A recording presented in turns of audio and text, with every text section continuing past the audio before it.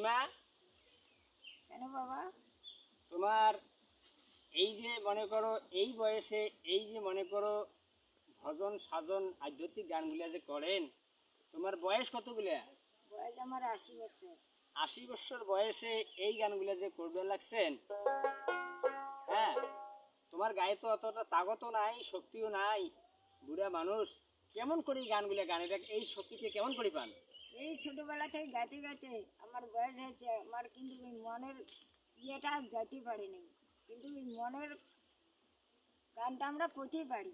আচ্ছা আচ্ছা, যেটা এটা মনের জ্বালাতে যে, হ্যাঁ, দুই দিনের হাট বাজার, আসছি খালি হাতে যাবো খালি হাতে, তাই মনের দুঃখে এই গানগুলো কোন, তাই না? তাই তো।